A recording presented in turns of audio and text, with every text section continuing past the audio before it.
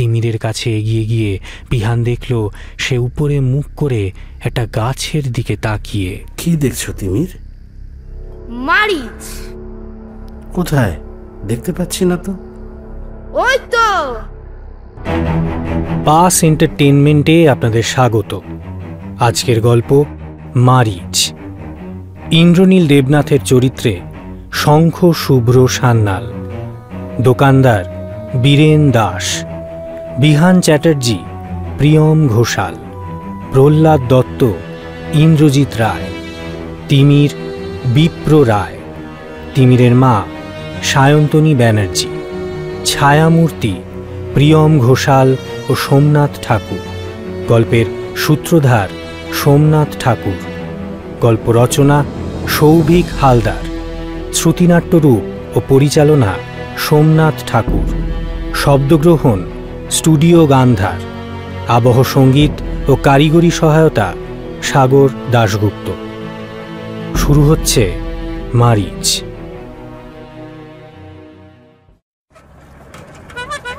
Station থেকে রিক্সা নিয়ে আধ ঘন্টা কাঁচা পাকা রাস্তা আর বিস্তৃত ধানক্ষেত পেরিয়ে বিহান যে গ্রামে উপস্থিত হলো তার নাম দণ্ডি। রিক্সা থেকে নেমে মোবাইলে বন্ধু ইন্দ্রনীলের পাঠানো মেসেজটা চেক করতে গিয়ে দেখল সিগন্যাল নেই। এরকম একটা গ্রামে যে মোবাইল নেটওয়ার্ক থাকবে না সেটাই স্বাভাবিক। নাম আর ঠিকানাটা আরেকবার দেখে নিয়ে সে মোবাইলটা পকেটে ঢুকিয়ে রাখল। রিক্সাওয়ালাকে তার প্রাপ্য টাকাটা দিয়ে বিদায় জানিয়ে চারিদিকটা ভালো করে দেখতে লাগলো সে। এখানকার রাস্তা বেশ খারাপ। কিছু কিছু জায়গায় রাস্তার ইঁট উঠে গিয়ে কাদা হয়ে গিয়েছে, বেশ কিছু জায়গায় ইতস্তত জল জমে আছে। সম্ভবত দু একদিনের মধ্যে ভারী বৃষ্টি হয়ে গিয়েছে। কাছাকাছি একটা নলকূপ থেকে বেশ কয়েকজন মহিলা জল নিচ্ছেন। বেশভূষা দেখে বোঝা যাচ্ছে খুব একটা সচ্ছল পরিবারের নয় কেউই। আশেপাশে বাড়িগুলোর মধ্যে বেশিরভাগই একতলা পাকা বাড়ি, কোনোটাতেই রঙের বালাই নেই। তবে প্রত্যেক গ্রামেই যেমন গাছপালার প্রাচুর্য দেখা যায়, এখানেও ঠিক তাই, সবুজ চাদরে মোড়া। দেখতে দেখতে সামনে একটা দোকানের দিকে চোখ পড়ল তার। ঘরের সাথে লাগোয়া একটা দোকান। কাছে এগিয়ে গিয়ে বুঝল দোকানটা মুদিখানার। দোকানে গিয়ে বিহান জিজ্ঞাসা করল, দাদা। হ্যাঁ বলুন। শুনছেন? হ্যাঁ বলছি, প্রহ্লাদ দত্তের বাড়ি কোনটা বলতে পারবেন? কেন, কী ব্যাপার দাদা? ওনার সাথে একটু দরকার ছিল। দরকারে তো অনেকে আসছে। আপনি কি পুলিশের লোক? না, আমি একজন মনোরোগ বিশেষজ্ঞ। ও, মাস্টারমশাই নিজেই আমাকে ডেকে পাঠিয়েছেন। আচ্ছা। এখানকার সুনন্দ ঘোষের। জানি মশাই, সব জানি। একটা লোক গা ঢাকা দিল আর সবাই মিলে মাস্টারমশাইকে নিয়ে টানাটানি শুরু করলো। শুধু মাস্টারমশাই ভালো লোক বলে এত সহযোগিতা করেছেন, না হলে আমরা সবাই জানি ও লোক ভালো ছিল না। গা ঢাকা দিয়েছে বলছেন কেন? দেখুন দাদা, ও লোকের আচরণ বিধি ছিল সন্দেহজনক। গ্রামের লোকেদের সাথে অত মিশত না, কেউ ডাকলে না শোনার ভান করে চলে যেত। এত দেমা কিসের তো বুঝি না। করিস তো একটা সামান্য স্কুলের রান্নার কাজ। তাছাড়া পশ্চিমের জঙ্গলে নাকি ওকে প্রায় ঢুকতে দেখা যেত। এগুলো কি স্বাভাবিক? তা আপনারা পুলিশকে জানিয়েছেন এগুলো? পুলিশ সব জানে, তদন্ত চলছে, ও কিচ্ছু হবে না। আপনি মাস্টারমশাই বাড়ি যাবেন তো? হ্যাঁ হ্যাঁ। সোজা গিয়ে বাঁ দিকে দোতলা বাড়িটা। ও আচ্ছা আচ্ছা, ঠিক আছে ঠিক আছে। ধন্যবাদ দাদা। হ্যাঁ দাদা, ঠিক আছে ঠিক আছে। হ্যাঁ। প্রহ্লাদ দত্ত পেশায় স্কুল শিক্ষক। কলকাতায় দীর্ঘ ৩০ বছর শিক্ষকতা করে এখন রিটায়ার্ড। বয়স প্রায় ৬৫-র কাছাকাছি। কলকাতায় শিক্ষকতা করার সময় তার ছাত্র ছিল ইন্দ্রনীল দেবনাথ। ইন্দ্রনীল বিহানের অন্তরঙ্গ বন্ধু। তার জোর করাতেই বিহানের এখানে আসা। বিহানকে সে ফোন করে বলেছিল, ভাই একটা না কেস আছে, তোকে একটু দেখে দিতে হবে বুঝলি। আচ্ছা না বলতে পারবি না কিন্তু, আমি কিন্তু কথা দিয়ে দিয়েছি। অগত্যা বিহান আজ দণ্ডি গ্রামে। তার পেশেন্ট নিখোঁজ সুনন্দ ঘোষের 10 বছরের ছেলে। প্রহ্লাদ দত্তের বাড়ির কাছে এসে বিহান দেখল বাড়ির সামনে বেশ খানিকটা জায়গা জুড়ে ফুলের বাগান। বাড়িটাও বাইরে থেকে বেশ সুন্দর করে সাজানো। এখানকার অন্য বাড়িগুলোর সাথে আকাশ পাতাল তফাত। মাস্টারমশাই, বাড়ির সামনে এসে তার নাম ধরে ডাকতেই তিনি বেরিয়ে এলেন। বিহান নিজের পরিচয় দিতে তিনি খুব খুশিও হলেন। কিছুক্ষণ বার্তালাপের পর তারা নিখোঁজ সুনন্দ ঘোষের বাড়ির দিকে যাত্রা করল। পথে যেতে যেতে বিহান নিজের মনে ঘুরপাক খাওয়া কয়েকটা প্রশ্ন মাস্টারমশাইকে করে ফেলল। আচ্ছা মাস্টারমশাই, একটা কথা বলুন তো, সুনন্দ ঘোষকে কি এখানকার লোকজন খুব একটা পছন্দ করে না? কেন বলো তো, তোমায় কি কেউ কিছু বলেছে? না, আসলে ওই আপনার বাড়ির কাছেই যে মুদিখানার দোকানটা, ওখানে যিনি থাকেন তিনি বোধহয় খুব একটা সন্তুষ্ট নন ওনাকে নিয়ে। ঠিকই শুনেছ তুমি। সুনন্দকে কেউই পছন্দ করে না। ওর একটাই দোষ ছিল, ও ভগবানকে মানত না। ওর অসুর, দানব, রাক্ষস এগুলোতে বেশি আগ্রহ ছিল। এখন দেখো, গ্রামের লোকেরা তো এই ব্যাপারটাকে ভালো চোখে দেখতো না। বুঝোই তো, দণ্ডী গ্রামের লোকেরা দেবদেবী খুব মান্য করে। আশেপাশে লক্ষ্য করলেই অনেক ছোটোখাটো মন্দির দেখতে পাবে। আরে একবার তো তারা সুনন্দকে মারবার উপক্রম করেছিল। আমি ছিলাম বলে সে যাত্রায় রক্ষা পেয়েছে। তা বলে হঠাৎ মারতে গেল কেন? মানুষের তো ঈশ্বর বিশ্বাস নাই থাকতে পারে, তাতে একজনকে মারতে যাওয়াটা কি উচিত? দেখো, ঈশ্বর বিশ্বাস না করা অবধি সব ঠিক ছিল, কিন্তু গণ্ডগোলটা বাঁধল যখন বাড়িতে রাবণের মূর্তি এনে তাকে পুজো করতে গেল। তাই নাকি? কিছু লোক নাকি তাকে রাবণের মূর্তি আনতে দেখেছিল। তারা গ্রামের লোকেদের ব্যাপারটা জানাতে সবাই মিলে সুনন্দর বাড়ি যায়। গিয়ে অবশ্য তারা তন্ন তন্ন করে খুঁজেও কিছু পায়নি। কেউ কেউ বলে পশ্চিমের জঙ্গলে নাকি সে মূর্তিটা লুকিয়ে এসেছিল, বুঝলে? যদিও সত্য মিথ্যা আমি জানি না। আচ্ছা, পুলিশ কি জঙ্গলটা তল্লাশি চালিয়েছিল? দেখো, তদন্তের জন্য 2জন পুলিশ এসেছিল। জঙ্গলটা দেখে তারা আর ঢোকার সাহস পায়নি। বলেছিল আরও পুলিশ নিয়ে আসবে, কিন্তু 1 সপ্তাহ হয়ে গেল, এখনও তো কেউ এলো না। অবশ্যই ওদেরও দোষ নেই, বুঝলে? এই জঙ্গলটার একটু বদনাম আছে, সেটা লোকমুখে অনেকেরই জানা। ভিতরে ঢুকলে গা ছমছম করে, দম বন্ধ হয়ে আসে। অদ্ভুত সব ছায়ামূর্তি নাকি ঘোরাফেরা করে, আমি শুনেছি। তাছাড়া এই ধরনের নিখোঁজের কেস পুলিশ খুব একটা পাত্তা দিতে চায় না, জানোই তো। এরকম 100 কেস এসে ওদের কাছে জমা পড়ে আছে। খবর পেয়েছিল, তাই একবার দেখে যাওয়া আর কি। কিছু যদি মনে না করেন, আর একটা কথা জিজ্ঞেস করতে পারি? হ্যাঁ, নিশ্চয়ই, বলো। আপনার সুনন্দ ঘোষকে কেমন লোক বলে মনে হতো? দেখো, সুনন্দর সঙ্গে আমার সম্পর্ক বেশ ভালোই ছিল। ওর স্কুলে রান্নার কাজটা তো আমিই পাইয়ে দিয়েছিলাম। আচ্ছা, হ্যাঁ। ও অনেক সময় অনেক কাজে সাহায্য করত। একবার আমার প্রচণ্ড অসুখ করে, আমি বিছানা থেকে উঠতে পারছিলাম না, জানো। স্বাভাবিক।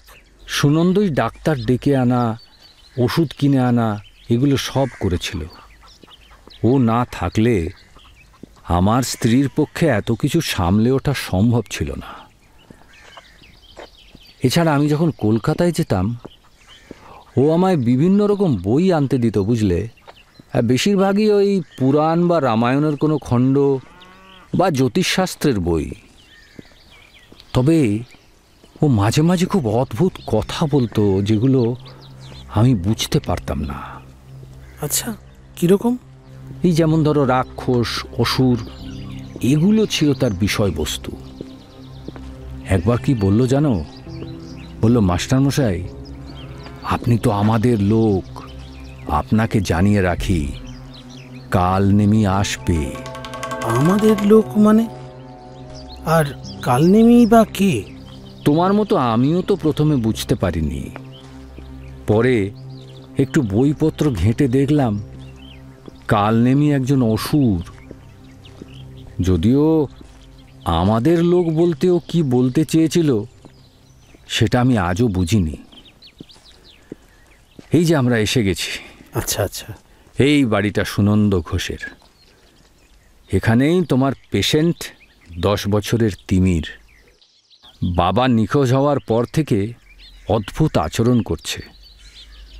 বাচ্চা ছেলে তো, মনে হয় এই ধাক্কাটা নিতে পারছে না। তোমায় একটু দায়িত্ব নিতে হবে বাবা। হ্যাঁ, সেই জন্যই তো আশা। আপনি চিন্তা করবেন না। প্রথম দর্শনেই বাড়িটার প্রতি খুব একটা ভালো মনোভাব তৈরি হলো না বিহানের। একতলা একটা বাড়ি। বাড়ির চারদিকে বেশ কিছু নারকেল ও সুপুরি গাছ রয়েছে। অনেক দিনের অপরিচর্যায় দেওয়ালে হালকা হালকা শ্যাওলাও জমেছে। বাড়ির এদিক সেদিক ময়লা জমে স্তূপাকার হয়ে গিয়েছে। তার মধ্যে গেরস্থালির আনাজের উদ্বৃত্ত রয়েছে। গা ঘিন ঘিন করে উঠল তার। এখানে এখন 2-3 দিন থাকতে হবে তাকে। সে চাইলে হয়তো মাস্টারমশাইয়ের বাড়ি থাকতে পারত, কিন্তু তিমিরের সাথে সময় কাটালে তার মনের অবস্থাটা বুঝতে বিহানের সুবিধাই হবে। তাই এখানে থাকাটাই তার শ্রেয় মনে হলো। দরজার সামনে এসে মাস্টারমশাই কয়েকবার টোকা দিতেই ভেতর থেকে একজন মহিলা এসে দরজা খুলে দিলেন। ভদ্রমহিলা তাদেরকে দেখেই মাথার উপর ঘোমটা টেনে নিয়ে বললেন, আসুন মাস্টারমশাই। বৌমা, তোমার সঙ্গে আলাপ করিয়ে দিই। ইনি হলেন বিহান চ্যাটার্জি। নমস্কার। কলকাতা থেকে এসছেন তিমিরের দেখভাল করতে। তিমির কোথায়? তিমির সারাদিন চিলেকোঠার ঘরেই পড়ে থাকে মাস্টারমশাই। আমার সাথে বেশি কথা বলে না। রাত্রেবেলা আমি ওর সাথেই শুই। মাঝরাতে প্রায়ই স্বপ্ন দেখে উঠে হাঁপাতে থাকে। 10 বছরের একটা বাচ্চা খালি অসুর, রাক্ষস এইসব নিয়ে কথা বলে। ওর বাবাই বাচ্চাটার মাথা খেয়েছে।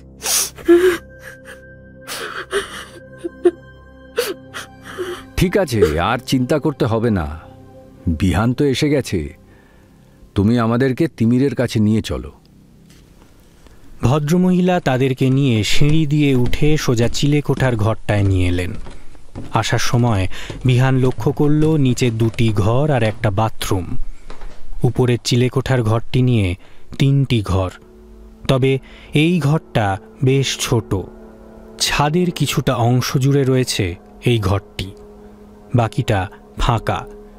ঘরটাতে ঢুকেই প্রথমে যেদিকে চোখ গেল বিহানের, সেটা হলো দেওয়াল ভর্তি বিভিন্ন রকমের মুখোশ। প্রত্যেকটাই আলাদা এবং রাক্ষস বা অসুরের মুখের আদলে তৈরি।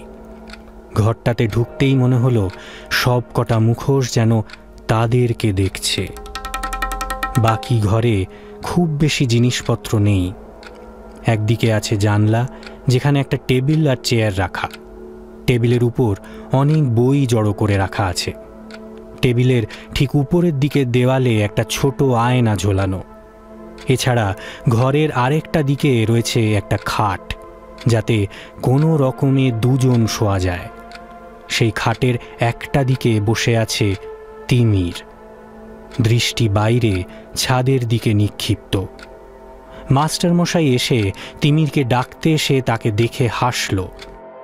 তিমিরের হাসিটা দেখে বিহানের কেমন অস্বস্তি হতে লাগলো।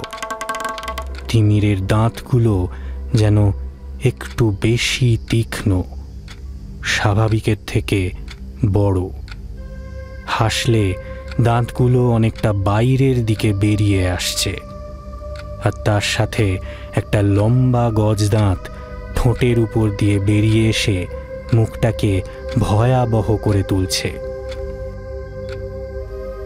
তিমির এতক্ষণ বিহানকে লক্ষ্য করেনি। বিহানের দিকে লক্ষ্য যেতে তার ভুরু কুঁচকে মুখটা ভার হয়ে গেল। সে পুনরায় ছাদের দিকে মুখ ঘুরিয়ে নিল।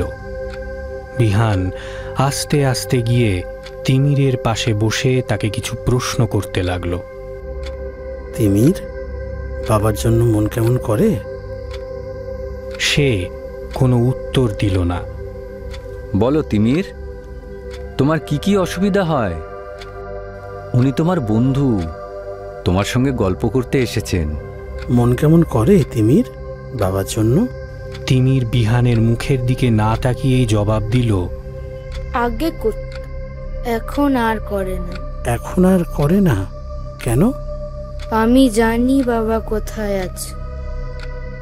বাবা আমাকে বলেছে। কোথায় দেখা হয়েছে তোমার সঙ্গে বাবার? স্বপ্নে। আচ্ছা তিমির, তোমার মা বলছিলেন তুমি নাকি রাতে ভয়ের স্বপ্ন দেখো? আমার খুব ভয় করত। তারপর একদিন বাবা এসে বলল, ভয় নেই, তুই শুধু ওর খেয়াল রাখিস, তারপর তোর ছুটি। তারপর থেকে আর ভয় লাগে না। বাবা কার খেয়াল রাখতে বলেছেন? তিমির কোনো উত্তর দিল না।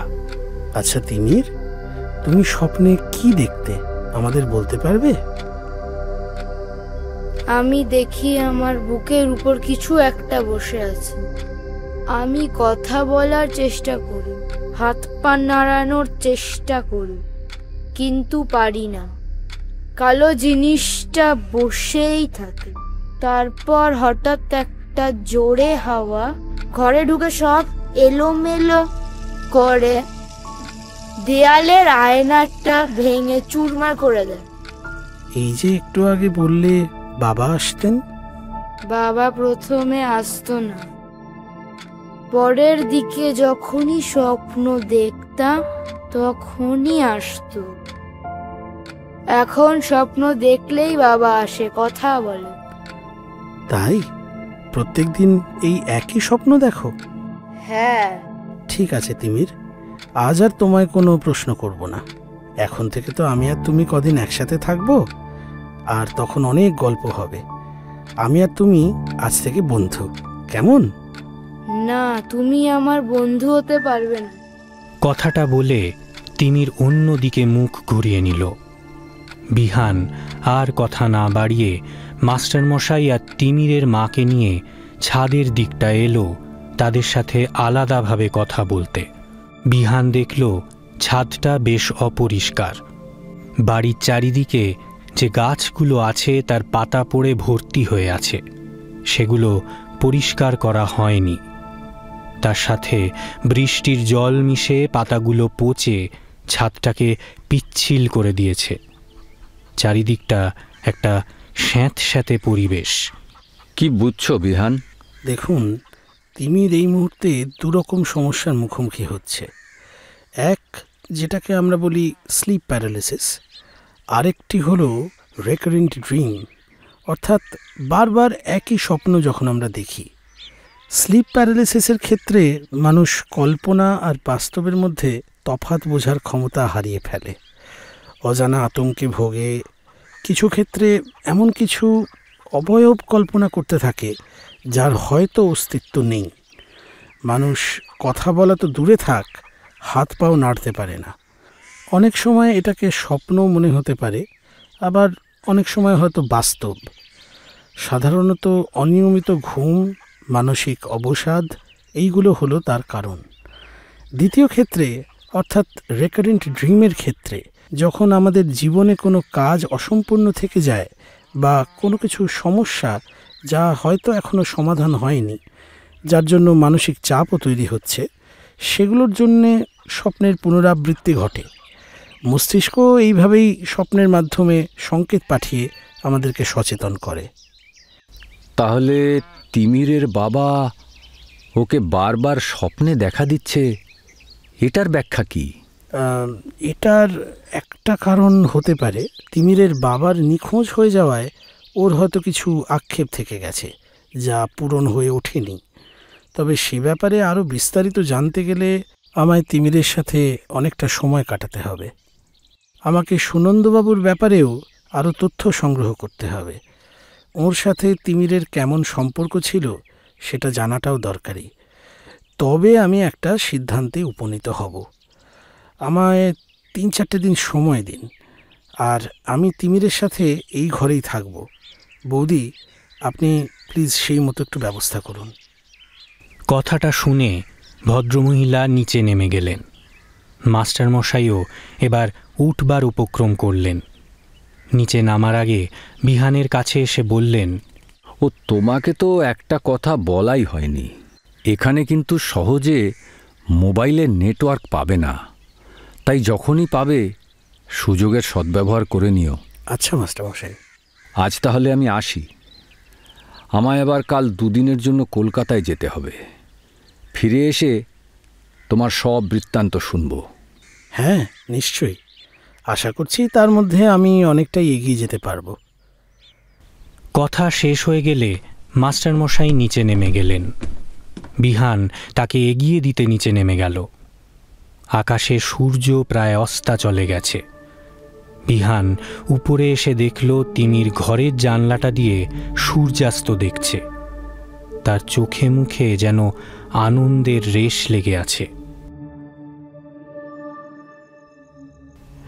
বিকেল গড়িয়ে যখন সন্ধে নামল, তিমিরের মা বিহানকে 1 কাপ চা দিয়ে গেলেন।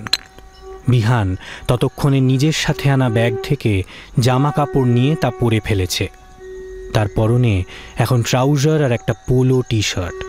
চায়ের কাপটা এক হাতে নিয়ে সে ছাদের দিকে গিয়ে মোবাইলটা বের করল। মাঝে মাঝে সিগন্যাল আসছে তা লক্ষ্য করল। সন্ধ্যের পর ছাদটা অন্ধকার হয়ে গিয়ে যেন একটা গা ছমছমে পরিবেশ সৃষ্টি করেছে। বাড়ির চারপাশের গাছগুলো যেন তাতে আরও বাড়তি মাত্রা যোগ করে। ঝিঁঝির ডাক স্পষ্ট।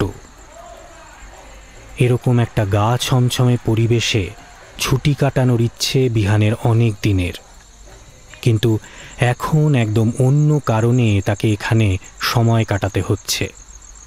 অনেক কাজ বাকি তার, কিছু প্রশ্ন তার মাথায় ঘুরছে যেগুলো বিশ্লেষণ করতে হবে।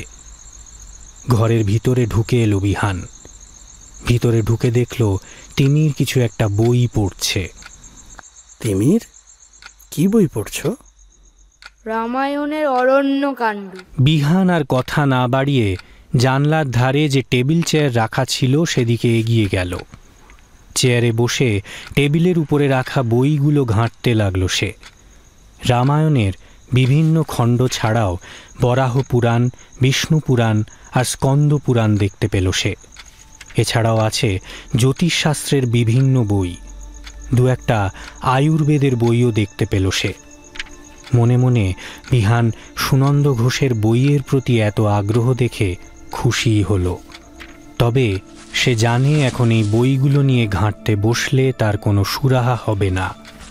এই পদ্ধতি বেশ সময় সাপেক্ষ। বিহান সেগুলো সরিয়ে রেখে নিজের ব্যাগ থেকে তার ডায়েরি বের করে কিছু জিনিস লিখতে শুরু করল। কালনেমি কে আর সুনন্দ ঘোষ হঠাৎ তার কথাই বা মাস্টার মশাইকে বলতে গেল কেন? মাস্টার মশাইকে নিজের লোক বলার পিছনেও কি কোনো তাৎপর্য আছে? 2, সুনন্দ ঘোষ কি সত্যি রাবণের পুজো করত? করলে মূর্তিটা কোথায় আছে? সে কি সত্যি সেটা জঙ্গলে রেখে এসেছে? 3, তিমিরের স্বপ্নে তার বাবা তাকে কার খেয়াল রাখতে বলছে? বাস্তবে তার কোনো গুরুত্ব আছে কি? 4, তিমিরের স্বপ্ন সবসময় শেষ হয় আয়না ভেঙে যাওয়ার শব্দে। এর কোনো ব্যাখ্যা আছে কিনা সেটাও বিহানকে ভাবতে হবে। সে জানে সব প্রশ্নের যথার্থতা হয়তো নেই, কিন্তু লিখে রাখলে তা কাজে সাহায্য হবে। লেখা হয়ে গেলে সে ডায়েরিটা বন্ধ করে দিয়ে দেওয়ালে টাঙানো মুখোশগুলোকে দেখতে লাগলো। অনেকগুলো মুখোশ। মন দিয়ে দেখতে লাগলো সে। এরই মধ্যে কখন তিমির এসে তার পাশে দাঁড়িয়েছে সে খেয়াল করেনি। খেয়াল হতে বিহান দেখল সেও এক দৃষ্টে মুখোশগুলোর দিকে তাকিয়ে আছে আর তীক্ষ্ণ দাঁতগুলো বের করে অদ্ভুতভাবে হাসছে। বিহানের প্রথম প্রথম একটু অস্বস্তি হলেও পরে ধাতস্থ হয়ে তিমিরকে জিজ্ঞাসা করল, তিমির, তুমি এদের সবাইকে চেনো? তিমির ঘাড় নাড়ল। আমি চিনি না, আমাকে চিনিয়ে দেবে কোনটা কে? তিমিরের মুখের হাসিটা যেন আরো চওড়া হলো। রাবণ, হিরণ্যক্ষ, সুবাহু, হিরণ্যকশিপু, মারিচ, কালনেমি আর কংস। ও, তুমি কালনেমিকেও চেনো? হ্যাঁ, বাবা আমায় বলতো। আচ্ছা, তুমি এই রাক্ষসদের সবার সম্বন্ধে জানো? অসুর আর রাক্ষস আলাদা, এরা সবাই রাক্ষস নয়। বাবার কাছ থেকে আমি এদের কথা জেনেছি। তিমিরের কথা শেষ হতে না হতেই তার মা রাতের খাবার নিয়ে উপরে এলেন। ব্যাগ থেকে বিহান তার স্পোর্টস ওয়াচটা বের করে হাতে পরে নিল। এগুলোর ভিতর আলো দেওয়া থাকে বলে রাতের বেলায় সময় দেখতে অসুবিধে হয় না। ভদ্রমহিলা টেবিলের কিছুটা জায়গা থেকে বই সরিয়ে দিয়ে বিহানকে সেখানে খাবারটা দিলেন আর তিমিরকে ডাকলেন নিচে যাওয়ার জন্য। কিছু না মনে করলে আপনাকে একটা প্রশ্ন করতে পারি বৌদি?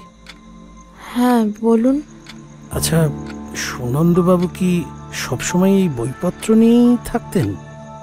হ্যাঁ, যেটুকু সময় স্কুলে রান্নার কাজে যেত সেটা বাদ দিয়ে বেশিরভাগ সময় এসব নিয়ে থাকতো, আর তার সাথে তিমিরকেও এসব শোনাতো।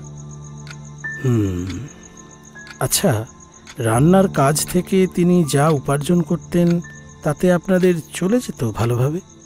খুব একটা ভালো চলতো না, কিন্তু তা নিয়ে ওর খুব একটা মাথা ব্যথা ছিল না। আর একটা কথা ছিল, আমি রাতে ঘর অন্ধকার থাকলে ঘুমোতে পারি না। একটা যদি ল্যাম্প বা হ্যারিকেন পাওয়া যেত। আমি তিমিরকে খাইয়ে ওকে দিয়ে একটা হ্যারিকেন পাঠিয়ে দিচ্ছি। এই বলে তিমিরকে নিচে নিয়ে চলে গেলেন। বিহান দেখল ঘড়িতে রাত 9:30। খাবারের আয়োজনে আছে ভাত, ডাল, আলুর চচ্চড়ি আর ডিম ভাজা।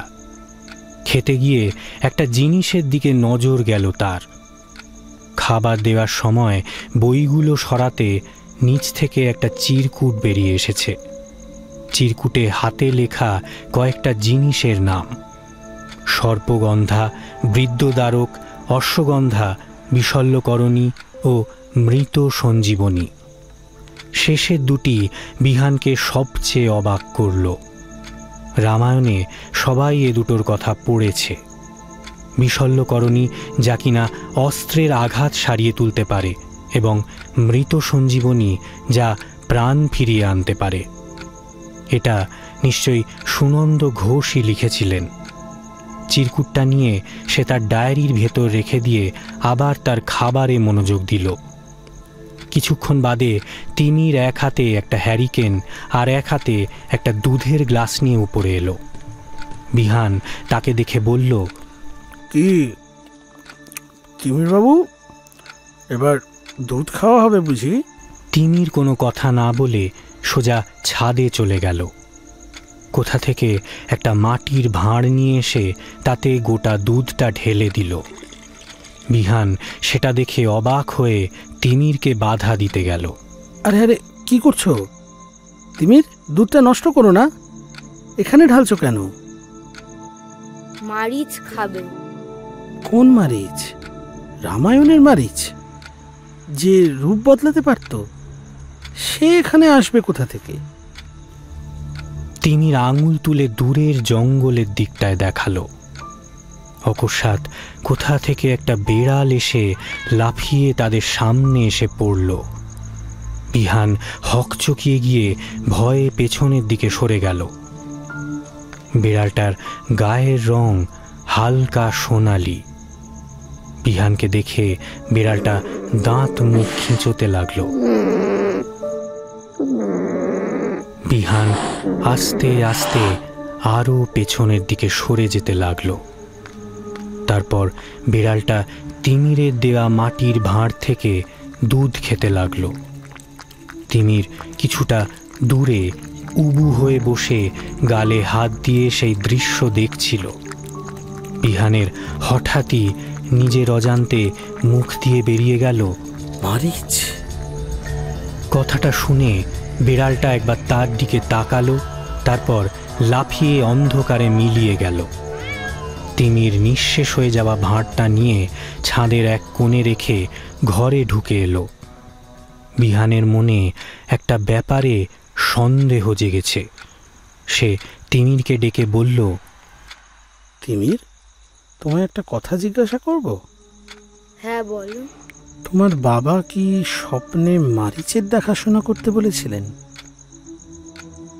তিমির মাথা নেড়ে সম্মতি জানালো। তারপর বিছানায় উঠে শুয়ে পড়ল।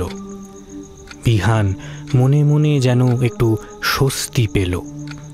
অন্ততপক্ষে একটা গুরুত্বপূর্ণ প্রশ্নের উত্তর সে পেয়েছে।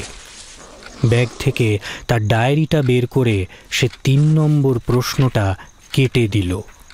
তারপর হ্যারিকেনের আলোটা কমিয়ে দিয়ে ঘরের ভিতরে জ্বলে থাকা বাল্বটা নিভিয়ে দিয়ে সে শুয়ে পড়ল। মাঝরাতে বিহানের ঘুম ভেঙে গেল। তার মনে হলো কেউ যেন তার কানের কাছে মুখ এনে কিছু বলছে। চোখ খুলেই বিহান সামনে দেখল ভয়ঙ্কর একটা মুখ। হ্যারিকেনের জ্বলা অল্প আলো মুখটাকে আরো বিভৎস করে তুলেছে।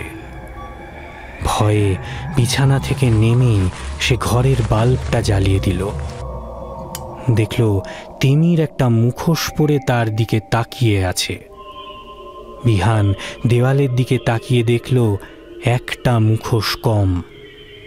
পড়ে থাকা হাত ঘড়িতে দেখল রাত 2টো। বিরক্ত হয়ে সে তিমিরকে বকা দিল, তিমির, তুমি এত রাতে মুখোশ পরে কি করছো? তোমার সঠিক ঘুমের প্রয়োজন। কার মুখোশ এটা? আমার মুখোশ, আমি শুনেছি। মুখোশটা খুলে ঘুমাবে এসো। তিমির মুখোশটা খুলে বাধ্য ছেলের মতো শুয়ে পড়ল। বিহানের আর গোটা রাত ঘুম এলো না। সে চুপচাপ বিছানায় শুয়ে রইল। সকাল হতে তিমিরের মা এসে বিহানকে জিজ্ঞাসা করে গেলেন চা খাবে কিনা। বিহান ভদ্রমহিলাকে জিজ্ঞাসা করল, আচ্ছা, আপনাদের এখানে কি রোজ রাত্রে বিড়াল আসে? না তো, কেন বলুন তো? না, আশেপাশে অনেক বিড়াল দেখছিলাম, তাই আর কি। তিনি চলে যাওয়ার পর বিহান ছাদের দিকে এলো। এসে তার মনে হলো সকাল আর রাতের মধ্যে যেন আকাশ পাতাল তফাৎ এখানে। রাতটা যেন খুব প্রাণহীন লাগে। তিমির এখনও ঘুমোচ্ছে। মোবাইলটা বের করে বিহান দেখল অল্প হলেও সিগন্যাল আছে। সে তৎক্ষণাৎ বন্ধু ইন্দ্রনীলকে ফোন করল।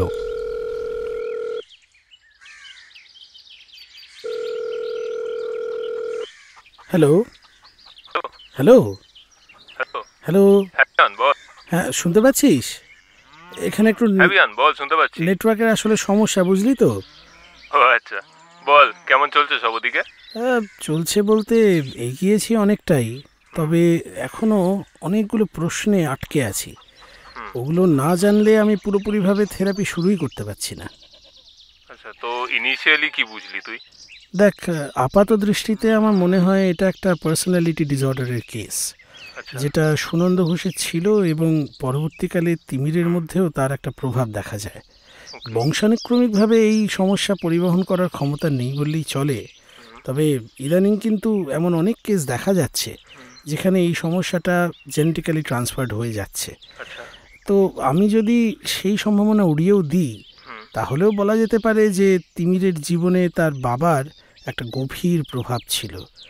তাই বাবা নিখোঁজ হওয়ার পর সে এই অসুর, রাক্ষস, দানব এগুলোকে আরও বেশি করে আঁকড়ে ধরছে। যেহেতু আমাদের কাছে সুনন্দবাবু নেই, তাই তার সম্বন্ধে এটা আমাদেরকে থিওরি হিসেবেই ধরে নিতে হবে। আচ্ছা, আপাতত আমি সেইভাবেই এগোচ্ছি। বাবা, তুই তো সাইকিয়াট্রিস্ট ছিলিস, সত্যান্বেষী ব্যোমকেশ বক্সী কবে থেকে হয়ে উঠলি রে? আমাদের তো জানিসই ভাইয়া, সত্যটা না জানলে আসল থেরাপি তো স্টার্টই করতে পারবো না। হ্যাঁ, তা তো ঠিকই। সেই জন্যই তো কাল ব্যোমকেশ হতে যাব এখানকার একটা বিখ্যাত জঙ্গলে। লোকে বলে এখানে নাকি কারা ঘোরাঘুরি করে। যাই, কাল গিয়ে দেখি, যদি সুনন্দ ঘোষকে পাই বেঁধে নিয়ে আসবো। তবে সত্যান্বেষণটা জঙ্গল থেকে শুরু করলি, আর জায়গা পেলি না? এটা জব্বর বলেছিস, যাই বল। যাই হোক, শোন, আমি এখন রাখি, বুঝলি? ঠিক আছে, একদম। পরে আবার কথা হবে। একদম। ফোনটা কেটে দিয়ে পিছন ফিরে বিহান দেখল তিমির কখন ঘুম থেকে উঠে তার পেছনে দাঁড়িয়ে আছে। কি তিমির, ঘুম হলো? জঙ্গলে কেন যাবে? মারিচকে দেখতে? হ্যাঁ, মারিচকে দেখতে। কথাটা শুনে তিমির চলে গেল। তাকে দেখে বিহান বুঝতে পারল না যে সে খুশি হয়েছে না রেগে গিয়েছে। ততক্ষণে তিমিরের মা এসে বিহানকে চা দিয়ে গিয়েছেন। বিহান চা খেতে খেতে তার ডায়েরিটা খুলল। সেটা খুলতেই আগের দিনের পাওয়া চিরকুটটা বেরিয়ে এলো। বিহানের সেগুলোয় চোখ বোলাতে বোলাতে জঙ্গলে যাওয়ার আগ্রহ যেন 100 গুণ বেড়ে গেল। চা খেতে খেতে বিহান জানলার কাছে এলো। এই জানলা দিয়ে দূরে জঙ্গলটা দেখা যাচ্ছে। এখান থেকে খুব একটা বেশি দূরে নয় জঙ্গলটা, হেঁটে হয়তো 15 মিনিট লাগবে। আজ সে ঠিক করেছে গোটা দিনটাই তিমিরের সাথেই কাটাবে। সে সারাদিন কিভাবে কাটায় সেটা লক্ষ্য করাই প্রধান কাজ তার। আগামীকাল সে যাবে জঙ্গলে। বিহানের মাথার মধ্যে একটা জিনিস ঘুরতে লাগলো। তার বারবার মনে হতে লাগলো জঙ্গলে গেলে সুনন্দ ঘোষের নিখোঁজ হয়ে যাওয়া রহস্যের একটা খেই পেতে পারে সে। মনের মধ্যে একটা ভয়ও কাজ করতে লাগলো তার। অজানা জঙ্গল, তার উপর বেশ ঘন। অন্য কিছু না থাকলেও বিষাক্ত সাপ আর পোকামাকড় নিশ্চয়ই থাকবে। আমায় নিয়ে যাবে? কোথায়? জঙ্গলে। আমি ছাড়া মারিচ দেখা দেবে না। আমায় নিয়ে চলো। তুমি এর আগে জঙ্গলে গেছো কোনোদিন? হ্যাঁ, রাতের বেলা মাঝে মাঝে বাবার সাথে যেতাম। রাতের বেলা? বিহান ভয়ে আর বিস্ময়ে যেন ভাষা হারিয়ে ফেলল। ওরকম একটা ঘন জঙ্গলে দিনের বেলাতেই মানুষ যায় না, আর সুনন্দবাবু রাতের বেলা যেতেন একটা 10 বছরের বাচ্চাকে নিয়ে। সুনন্দ ঘোষের কি সম্পূর্ণভাবে মতিভ্রম হয়েছিল? আচ্ছা তিমির, তোমরা রাতের বেলা কেন যেতে জঙ্গলে? ওষুধ বানানোর জিনিস আনতে। কি ওষুধ? মৃত সঞ্জীবনী অন্ধকারে জলে, তাই খুঁজতে সুবিধা হয়। বিহানের মনে পড়ল টেবিল থেকে পাওয়া চিরকুটে লেখা নামগুলো। ডায়েরিটা খুলে চিরকুটটা বের করে সে মনে মনে আরেকবার সেগুলো আওড়ে নিল। সর্পগন্ধা, বৃদ্ধদ্বারক, অশ্বগন্ধা, বিশল্যকরণী, মৃত সঞ্জীবনী। গোটা দিনটাতেই তিমিরের অদ্ভুত কোনো আচরণ চোখে পড়ল না বিহানের। বেশিরভাগ সময়টা হয় সে জানলা দিয়ে বাইরের দিকে তাকিয়েছিল, নয়তো রামায়ণ আর পুরাণের বই নিয়ে পড়ছিল। দুপুরবেলা ভাত খেয়ে আর 5টা বাচ্চার মতো সেও ঘুমিয়েছে। আস্তে আস্তে বিকেল থেকে সন্ধে, সন্ধে থেকে রাত নেমে এলো। বিহানের মনে হলো গোটা দিনটাই যেন তার নষ্ট হয়েছে। সে হতাশ বোধ করতে লাগল। এমন কিছু সে পায়নি যেটা ধরে সে এগোতে পারে। রাতের বেলায় তিমিরের মা খাবার দিয়ে গেলে খেয়ে সে তাড়াতাড়ি শুয়ে পড়ল। কিছুক্ষণ বাদে তিমিরও এলো হাতে একটা দুধের গ্লাস নিয়ে। বিহানের ক্লান্ত আর অবসন্ন মন নিয়ে বেড়ালের দুধ খাওয়া দেখতে আর ইচ্ছে করল না। তার মাথায় শুধু কাল জঙ্গলে যাওয়ার চিন্তাই ঘুরপাক খাচ্ছে। সে শুধু একবার তিমিরকে জিজ্ঞাসা করল, কি তিমির, মারিচ আজও আসবে? তিমির মাথা নাড়ল। বিহান চোখ বুজে ঘুমাবার চেষ্টা করল, কিন্তু তার ঘুম বেশিক্ষণ স্থায়ী হল না। ঘুম ভেঙে গিয়ে সে শুনতে পেল কিছুর একটা শব্দ হচ্ছে। শব্দটা আসছে ছাদের দিক থেকে, ঠিক যেন ছাদের উপর দিয়ে ভারী কিছু ঘষে নিয়ে যাওয়া হচ্ছে। বিহান হাত ঘড়ির দিকে চেয়ে দেখল 12টা। পাশে তাকিয়ে দেখল তিমির নেই। তাড়াতাড়ি বিছানা থেকে নেমে সে ছাদে গেল। গিয়ে দেখল তিমির উবু হয়ে বসে একটু দূরে রাখা মাটির ভাঁড়ের দিকে চেয়ে আছে। আর যে ঘষার শব্দটা সে পাচ্ছিল সেটা আস্তে আস্তে ক্ষীণ হতে হতে ছাদের অন্ধকারে মিলিয়ে গেল। বিহান কিছু বুঝতে না পেরে তিমিরকে জিজ্ঞাসা করল, কিসের আওয়াজ হচ্ছিল তিমির? কি ছিল ওটা? মারিচ। মারিচ? কিন্তু কোনো বিড়াল তো দেখলাম না।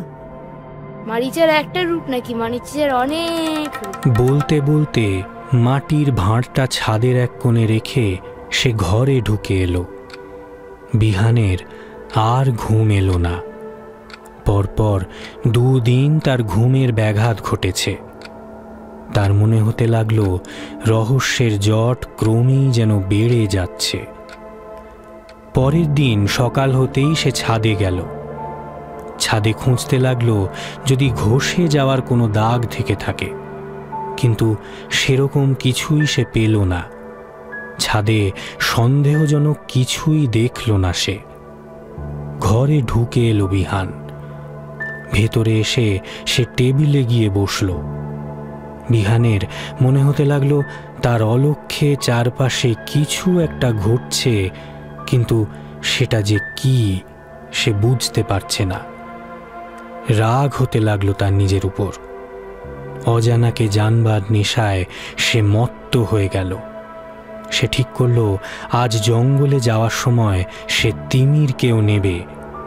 যদি তিমিরের কথা অনুযায়ী সে জঙ্গলে আগে গিয়ে থাকে, তাহলে সেই হলো সব রহস্য সমাধানের একমাত্র চাবিকাঠি। তিমির ঘুম থেকে উঠতে বিহান গিয়ে তার পাশে বসল। তাকে জিজ্ঞাসা করল, তিমির, কাল বলছিলে না আমার সাথে জঙ্গলে যাবে? আমি তোমায় নিয়ে যাব ঠিক করেছি, তুমি যাবে তো? হ্যাঁ, যাব। দুপুরবেলা তিমিরের মা খেতে দিতে আসলে বিহান তাকে বলল, বৌদি, আজ আমি ঠিক করেছি তিমিরকে নিয়ে একটু বাইরে থেকে ঘুরে আসব।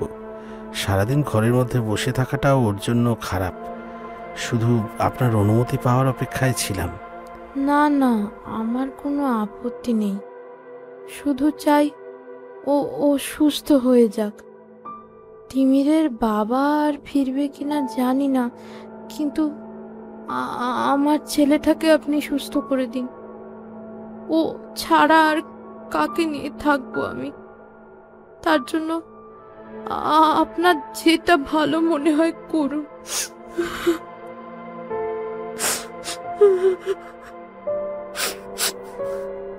দুপুর গড়িয়ে একটু বিকেল হতে বিহান তিমিরকে নিয়ে জঙ্গলের উদ্দেশ্যে বেরিয়ে পড়ল। যাওয়ার আগে তিমিরকে বলে দিল তার মাকে যেন সে না বলে তারা জঙ্গলে গেছিল। বাড়ি থেকে বেরিয়ে এসে যত জঙ্গলের দিকে এগোতে লাগলো তারা, তত জনবসতি কমতে লাগলো। বেশ কিছুটা রাস্তা হেঁটে তারা এবার মাঠের উপর দিয়ে হাঁটতে লাগলো। মাঠটা পেরোলেই জঙ্গল। যত জঙ্গল এগিয়ে আসতে লাগলো, বিহানের মধ্যে যেন নানা রকম দুশ্চিন্তা এসে বাসা বাঁধতে লাগলো। তার সঙ্গে আছে শুধুমাত্র টর্চ, মোবাইল আর তার হাত ঘড়িটা।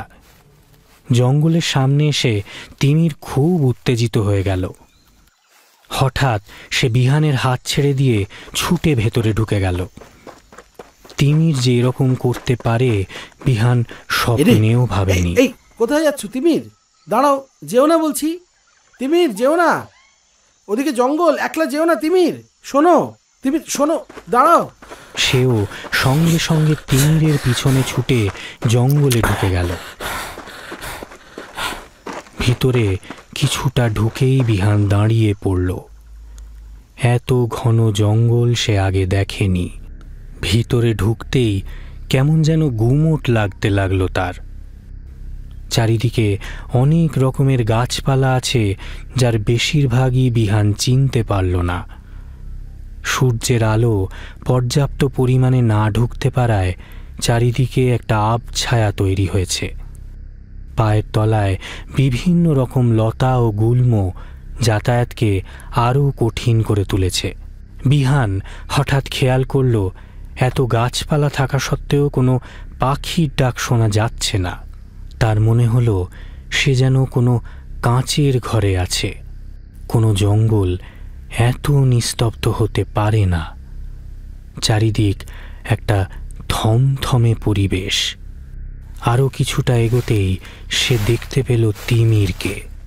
সে একটা জায়গায় দাঁড়িয়ে আছে। তিমির, তুমি এখানে? তাকে দেখে বিহান যেন বুকে বল ফিরে পেল। সে দৌড়ে তিমিরের কাছে যেতে গিয়ে হোঁচট খেয়ে নিচে পড়ে গেল। নিচে পড়ে গিয়ে সে দেখল তার পাটা একটা সাপের খোলসের সঙ্গে জড়িয়ে আছে। এত বড় খোলস সে আগে দেখেনি।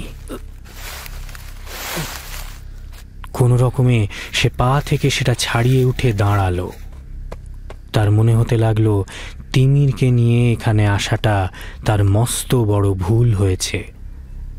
যে কোনো মুহূর্তে বিপদ ঘটতে পারে।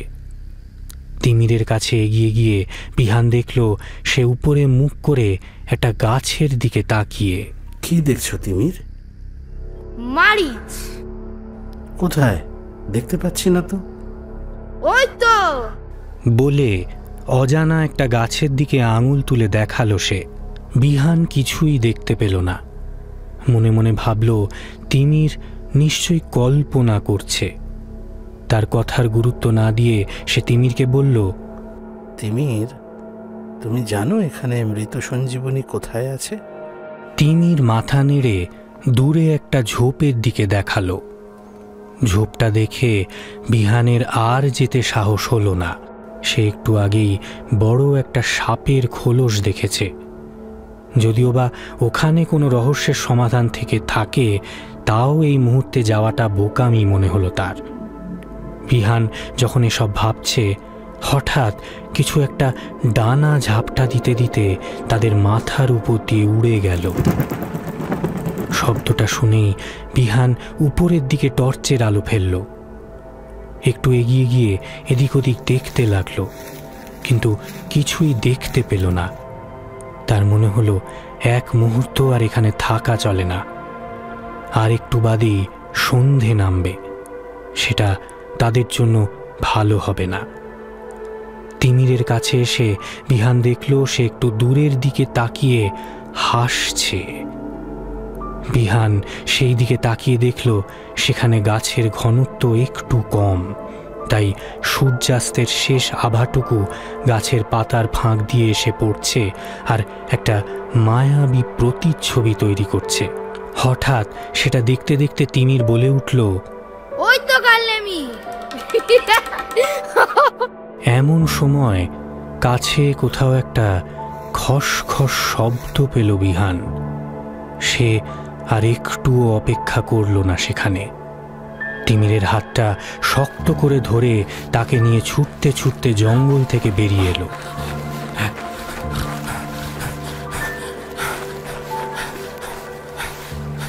বাড়িতে ফিরে এসে বিহানের আর কোনো কিছুতে মন বসল না। আপাত দৃষ্টিতে দেখলেই হয়তো এমন কিছুই হয়নি, কিন্তু তার মনে হচ্ছে সমস্ত ব্যাপারটা যেন এত সহজ নয়। রাত্রেবেলা সে খেয়ে নিয়ে তিমিরের জন্য অপেক্ষা করতে লাগল। তিমির যথারীতি একটা দুধের গ্লাস নিয়ে উপরে এলো, এসে সোজা ছাদে চলে গেল। ছাদের কোণে রাখা মাটির ভাঁড়টা নিয়ে সে তাতে দুধ ঢালল, ঢেলে দিয়ে একটু দূরে গিয়ে উবু হয়ে বসে থাকল। বিহানও অপেক্ষা করতে থাকল।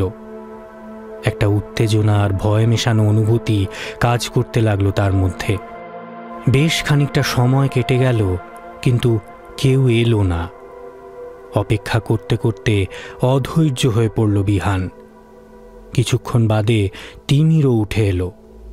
মাটির ভাঁড়ের দুধটা ছাদে ফেলে দিয়ে সে ভাঁড়টা ছাদের কোণে রেখে দিয়ে চলে এলো। ঘরে ঢুকতেই বিহান তাকে জিজ্ঞাসা করল, কই তিমির, আজ মারিচ দুধ খেতে এলো না তো? তিমির কোনো উত্তর দিল না। চুপচাপ গিয়ে বিছানায় শুয়ে পড়ল। বিহান বুঝল আজ আর কারোর সাথে তার সাক্ষাৎ হবে না। তাদের আর জঙ্গলে যাওয়ার সাথে এটার কোনো সম্বন্ধ আছে কি না সেটাও সে ভাবতে লাগল।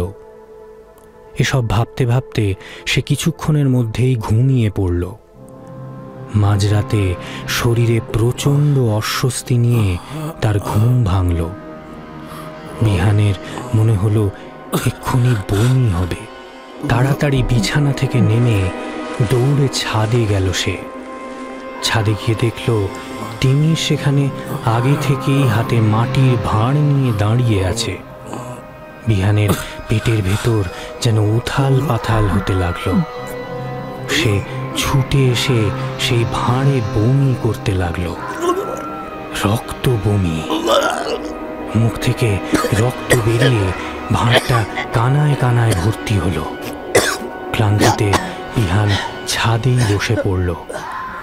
ভাঁড়টা ছাদের মাঝখানে রেখে তিমির মারিচের নাম ধরে ডাকতে লাগলো। সাথে সাথেই হঠাৎ কোথা থেকে একটা বড় বাদুড় উড়ে এলো, সোনালি বাদুড়।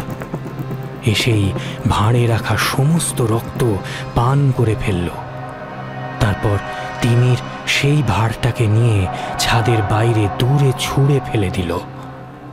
সমস্ত রক্ত পান করার পর বাদুড়টা আস্তে আস্তে বিহানের দিকে এগিয়ে আসতে লাগলো। এমন সময় ঘেমে নিয়ে হাঁপাতে হাঁপাতে বিছানার উপর উঠে বসল সে।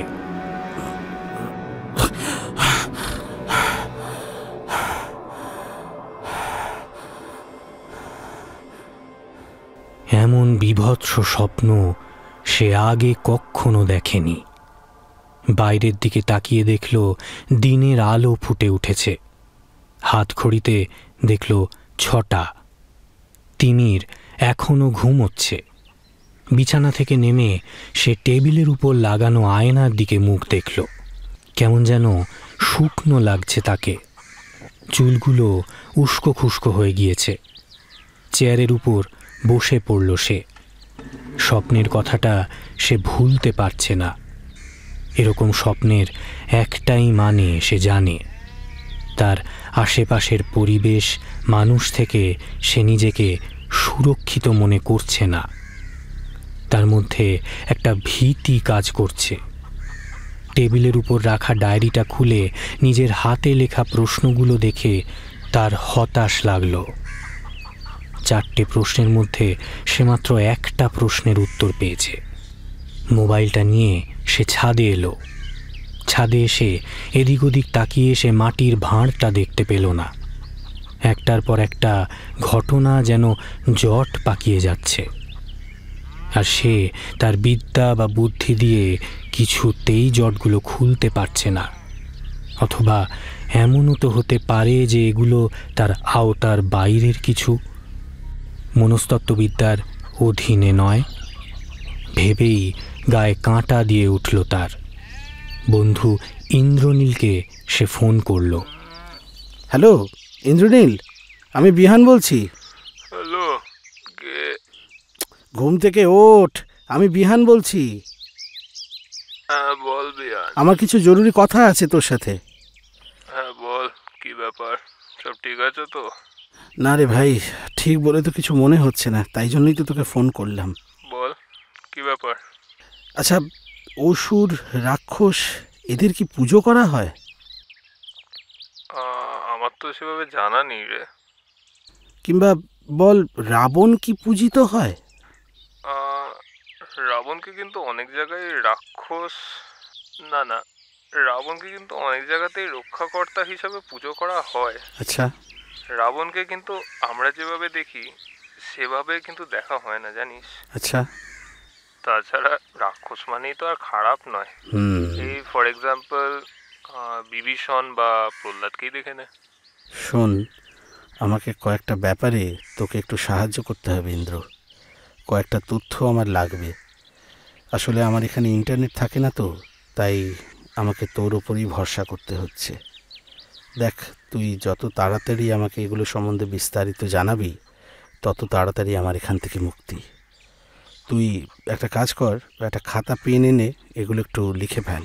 হ্যাঁ তুই বল না, আমি না লিখে নিচ্ছি। কালনেমি সম্পর্কে আমার তথ্য চাই। আমি শুধু এটুকুই জানি একজন অসুর ছিল সে। মাস্টারমশাই সেটা আমায় বলেছিলেন, কিন্তু আমি আরও বিস্তারিত জানতে চাই। পারবি? হ্যাঁ সে পারবো। ঠিক আছে, তুই আমাকে না একদিন সময় দে।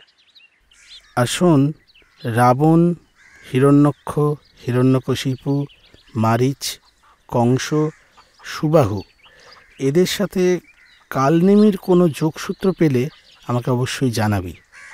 আমি কিন্তু তোর ফোনের অপেক্ষায় থাকবো, কেমন?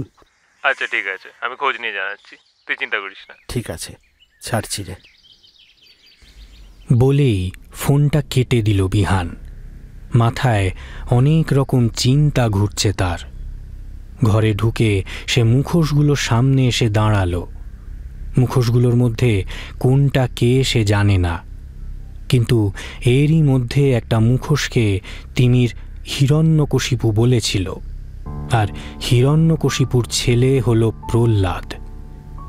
রাক্ষসদের মধ্যে যে ছিল ব্যতিক্রম। হিরণ্যকশিপু তাকে মেরে ফেলতে উদ্যত হলে ভগবান বিষ্ণু নরসিংহ অবতার নিয়ে প্রহ্লাদকে রক্ষা করেছিলেন। এ কথা সে জানে। চোখের সামনে থাকলেও এতদিন সে মুখোশগুলোকে নিয়ে ভাবেনি। এই মুখোশগুলোর মধ্যেই হয়তো লুকিয়ে আছে কোনো গূঢ় সত্য। বিহান জানে, সেটা জানতে গেলে তাকে ইন্দ্রনীলের ফোনের জন্য অপেক্ষা করতে হবে। দুপুরবেলা তিমিরের মা খাবার দিতে এলে বিহান তাকে বসতে বলল। তার কাছ থেকে আরও কয়েকটা ব্যাপার বিহানকে জেনে ফেলতে হবে। বৌদি, আপনাকে আরেকবার একটু বিরক্ত করছি। কয়েকটা প্রশ্ন আসলে মাথায় ঘুরছিল, যেগুলো না করলেই নয়। মাস্টারমশাই বলেছিলেন সুনন্দবাবুর স্কুলের রান্নার কাজটা তিনিই পাইয়ে দিয়েছিলেন।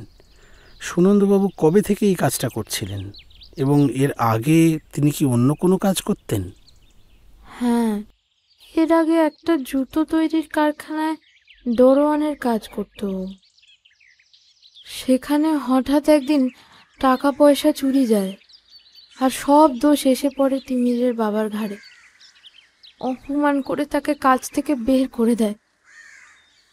দণ্ডি গ্রামের কিছু লোক সেই কারখানায় কাজ করত। তারা এসে গ্রামে খবরটা রটিয়ে দেয়। তিমির তখন আমার পেটে। দুবেলা দুমুঠো খাবারের জন্য সে বাড়ি বাড়ি ঘুরত। কেউ সাহায্য করেনি। সামনাসামনি কেউ কিছু না বললেও ও বুঝতো কানাঘুষো সবাই ওকে চোর বলে। এরপর আস্তে আস্তে সব কিছু থেকে আমরা বঞ্চিত হচ্ছিলাম। জল তুলতে গেলেও সবার শেষে দাঁড়াতে হতো। মাসে রেশন তুলতে গেলেও তাই। অবশেষে মাস্টারমশাই ওকে রান্নার কাজটা পাইয়ে দেয়, কিন্তু সেখানেও ওকে অনেক রকম কথা শুনতে হতো। শুধু আমার আর তিমিরের মুখের দিকে তাকিয়ে ও সব সহ্য করত।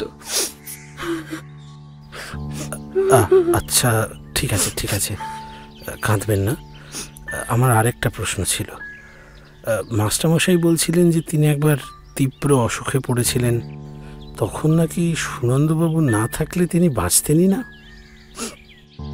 হ্যাঁ, তিমিরের বাবা খুব ছোটাছুটি করেছিল ও সময়, ডাক্তার নিয়ে আসা, ওষুধ আনা সবই। আসলে মাস্টারমশাইয়ের প্রতি একটা কৃতজ্ঞতা বোধ ওর কাজ করত। কেন বলুন তো? না না, আমি এমনি জিজ্ঞেস করছিলাম। ঠিক আছে, আমার আর আপনার কাছে কোনো প্রশ্ন নেই। দুপুর তো অনেক হলো, আপনি বরং তিমিরকে খাইয়ে দিন। তিমির ভালো হয়ে যাবে তো? চিন্তা করবেন না, আমার বিদ্যা বুদ্ধি অনুযায়ী আমি যথাসাধ্য চেষ্টা করব। কথাবার্তা শেষ হতে ভদ্রমহিলা চলে গেলেন। বিহান দুপুরের খাবারটা নিয়ে টেবিলের উপর খেতে বসল। পাশের জানলা দিয়ে এক চিলতে রোদ এসে তার টেবিলের উপর পড়তে লাগল। বিহানের মনে হলো অন্ধকারে এক টুকরো আশার আলো সে যেন পেয়েছে। রাতের বেলা বিহান দেখল একটা অদ্ভুত স্বপ্ন। দেখল তিমিরদের বাড়ির ছাদে সে দাঁড়িয়ে আছে। চারিদিকে যেন একটা রক্তাভ আভা ছড়িয়ে পড়ছে। আকাশের দিকে তাকিয়ে দেখল টকটকে লাল একটা চাঁদ উঠেছে। সেই আভাই চারিদিক ছড়িয়ে পড়ছে।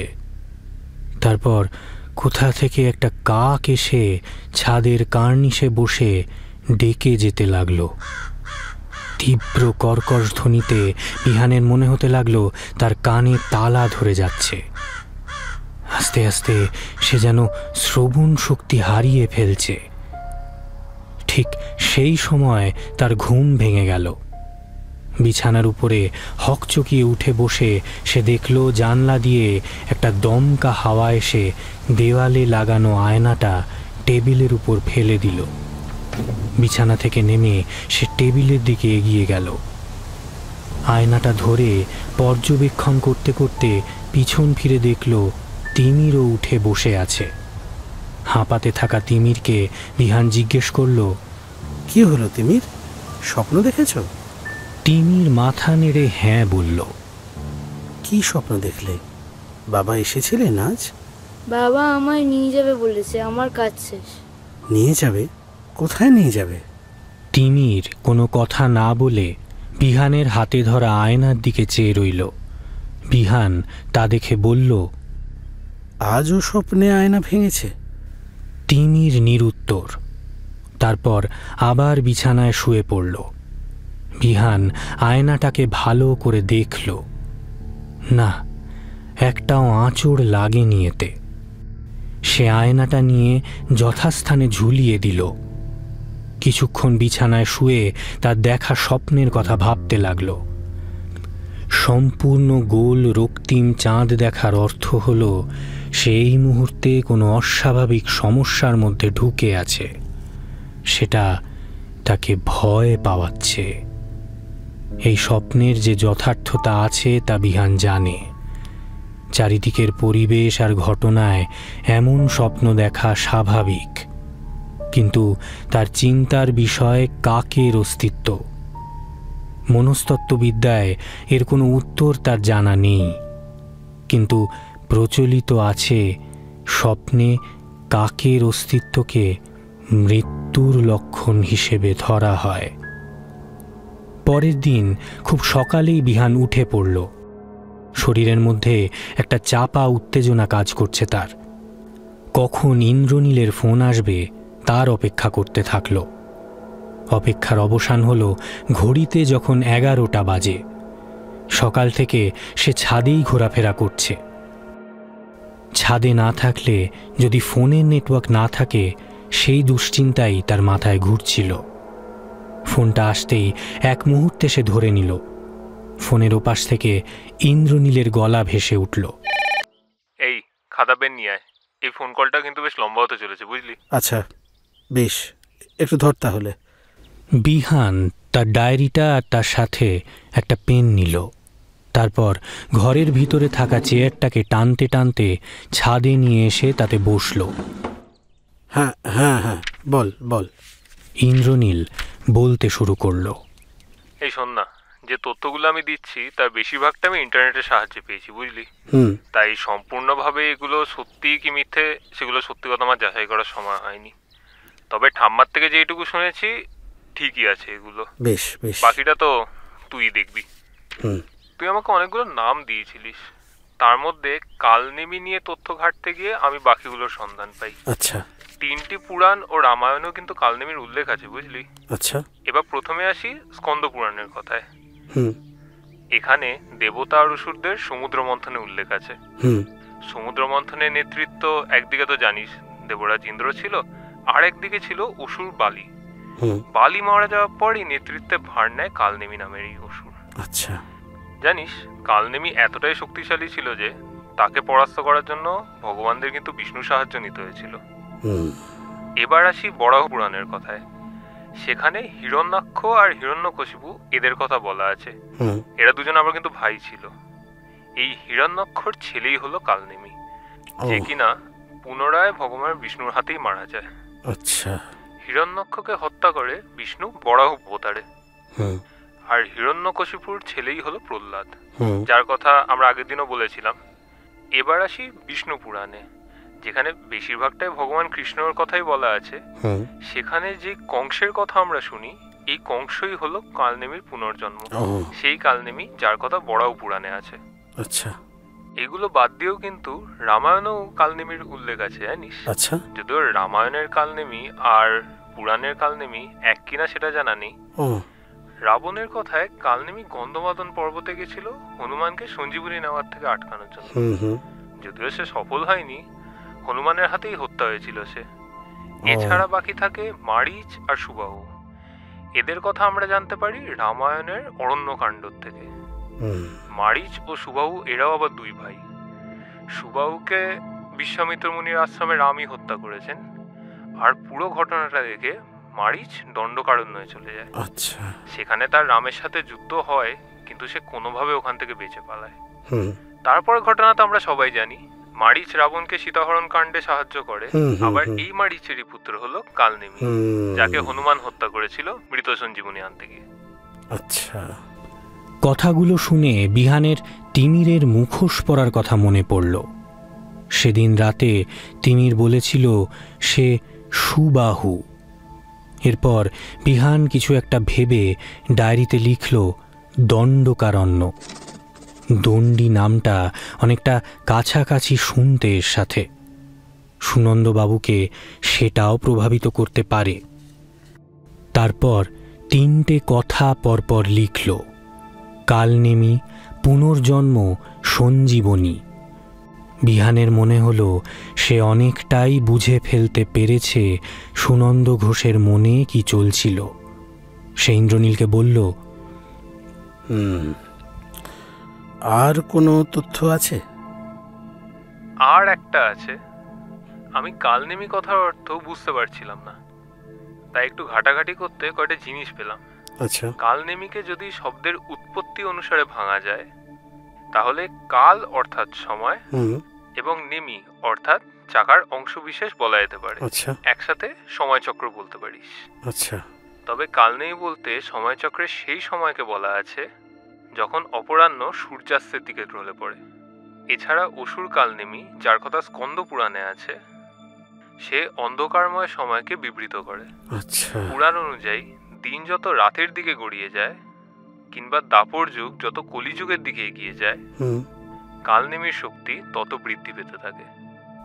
আচ্ছা, কথাগুলো সব শুনল বিহান। মাথার মধ্যে সবকিছু সাজাতে লাগলো আস্তে আস্তে। সে মনে মনে ভাবল জঙ্গলে গিয়ে তিমিরের কালনেমি বলে চেয়ে থাকার কথা। সময়টা ছিল সূর্যাস্তের আগে, অর্থাৎ অপরাহ্ন, যখন সন্ধ্যার দিকে এগিয়ে যাচ্ছিল। বিহান ইন্দ্রনীলকে বলল, শোন ইন্দ্রনীল, আমি না তোকে পরে আবার ফোন করব। হ্যাঁ, আমার মাস্টারমশাইয়ের সঙ্গে একবার দেখা করা দরকার। 2 দিন হয়ে গেছে, আজ ওনার কলকাতা থেকে ফেরার দিন। ঠিক আছে, রাখি রে। বলেই ফোনটা কেটে দিল সে। তার মনে হলো গোটা ঘটনাটা এবার সে সাজাতে পারছে। বিহান ঠিক করল বিকেলেই সে মাস্টারমশাইয়ের সাথে দেখা করতে যাবে। বিকেল হতে বিহান মাস্টারমশাইয়ের বাড়ির দিকে রওনা হলো। সঙ্গে নিল তার ডায়েরিটা। বাড়িটা চিনে যেতে খুব একটা অসুবিধে হলো না তার। সেখানে পৌঁছে সে মাস্টারমশাইকে ডাকতেই তিনি বেরিয়ে এসে বললেন, ও এই তো আপনি। আমি ভাবছিলাম কালই একবার যাব ওখানে। তা তুমি এসে গেছো যখন, ভালোই হয়েছে। ভিতরে এসো। সোজা ভেতরে ঢুকতেই একটা হল ঘর দেখতে পেল বিহান। সেখানে একটা সোফা রাখা আছে। সম্ভবত অতিথিদের সেখানেই বসানো হয়। ঘরের দেওয়ালে চারিদিকে বেশ কিছু ছবি টাঙানো, বেশিরভাগই বিভিন্ন জীবজন্তুর ছবি। বিহানের মনে পড়ল ইন্দ্রনীল তাকে বলেছিল মাস্টারমশাই ছিলেন তাদের জীববিদ্যার শিক্ষক। বিহান আর মাস্টারমশাই মুখোমুখি দুটো সোফায় বসল। এরপর মাস্টারমশাই বিহানকে জিজ্ঞাসা করলেন, বলো বিহান, কত দূরে এগোলে? সেই সম্বন্ধে কথা বলতেই এসছি মাস্টারমশাই। আমি কিছু সিদ্ধান্তে এসেছি, সেগুলোই আপনাকে জানাবো। তিমির আর তার মায়ের সামনে আমি সব কথা বলতে চাইছি না, তাই আপনার কাছে আসা। ঠিক আছে, বলো তুমি। আমি তিমিরের মায়ের কাছ থেকে সুনন্দবাবুর সম্বন্ধে কিছু তথ্য জেনেছি। তার সাথে আমার নিজের মনস্তত্ত্ববিদ্যার বিশ্লেষণ ক্ষমতাও প্রয়োগ করেছি। সুনন্দ ঘোষ প্রথম ধাক্কাটা খান বিনা অপরাধে যখন তার গার্ডের চাকরিটা চলে যায়। তিমির তখন মায়ের পেটে। দিশাহারা সুনন্দবাবুর তার স্ত্রী আর সন্তানের জন্য একটা কাজের দরকার হয়ে পড়ে। বাড়ি বাড়ি গিয়ে ভিক্ষা করেন তিনি কাজের জন্যে, কিন্তু কেউ তাকে সাহায্য করেনি, বরং চোর অপবাদ দিয়ে তাকে তাড়িয়ে দিয়েছিল। আমার মনে হয় এই সময় থেকে আস্তে আস্তে তার ভগবানের প্রতি বিশ্বাসটা ক্ষয়ে যেতে শুরু করে। গ্রামের লোকদের প্রতি ক্ষোভ জমতে থাকে স্বাভাবিকভাবেই, এবং এরপর রান্নার কাজটা পাওয়ার পরও সে রোজ বিদ্রূপের শিকার হতে থাকলো। কিন্তু সে তার স্ত্রী ও তিমিরের কথা ভেবে সব কিছু সহ্য করছিল। ভিতরে থাকা যন্ত্রণাটাকে উপশম করতে সে একটা অন্য জগৎ খুঁজতে শুরু করলো, একটা আলাদা জগৎ যেখানে ভগবান নেই, সেই জগৎ যেখানে দণ্ডী গ্রামের মানুষের সর্বনাশ আছে, সেই জগৎ যেখানে তার নিজের গুরুত্ব আছে, যে জগৎটাকে সে খুঁজে পেল পুরাণ আর রামায়ণের মধ্যে। আলোর চেয়ে অন্ধকারকে সে বেছে নিতে লাগলো, আর ভগবানের জায়গায় রাক্ষস আর অসুরদের।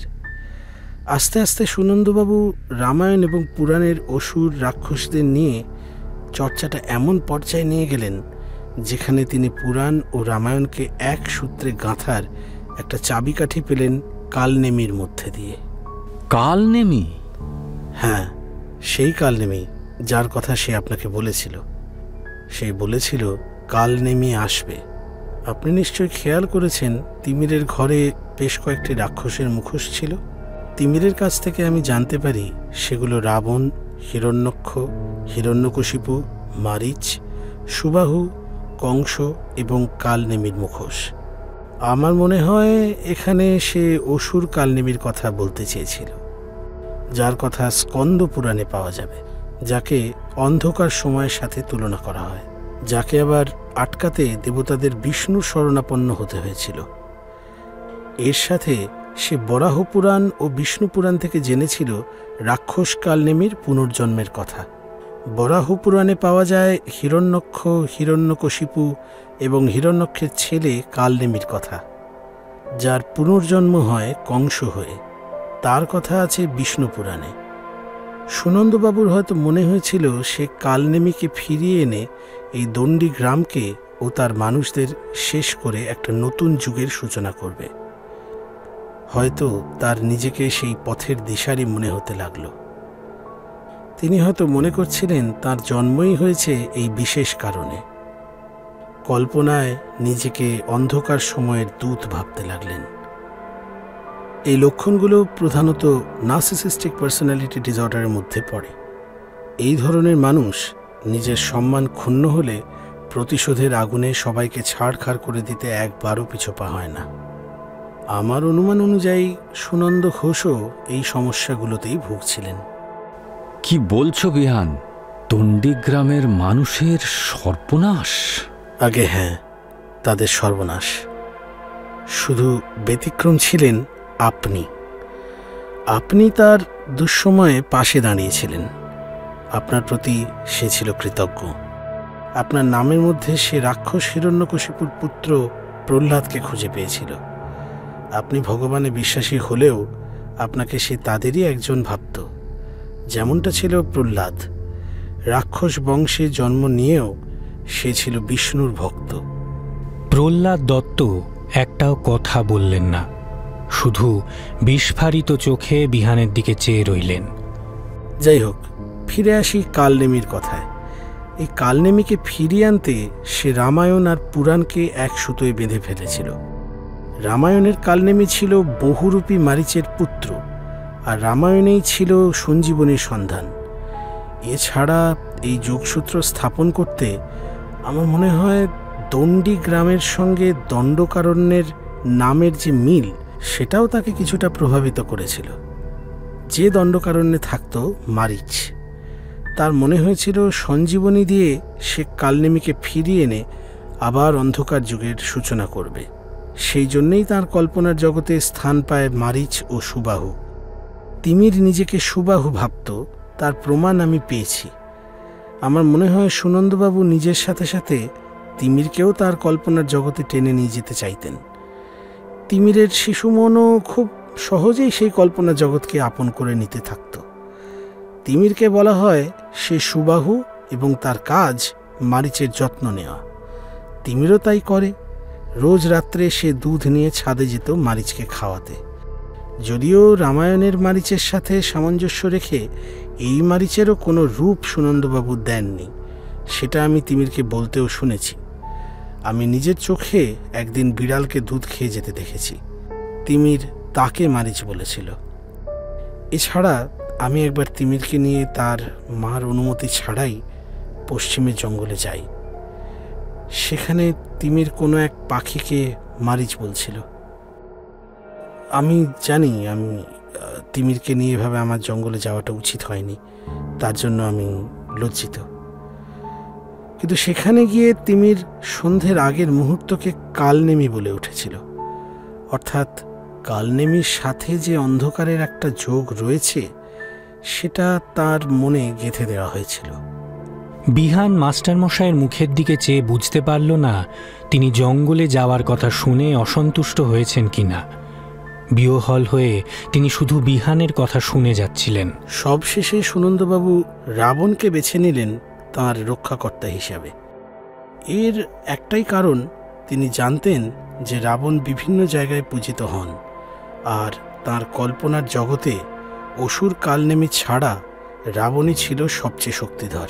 তাই সুনন্দবাবুর রাবণের মূর্তি নিয়ে এসে পূজা করার কোনো প্রমাণ না পেলেও সেটা যে একেবারে মিথ্যা তা জোর গলায় বলা সম্ভব নয়।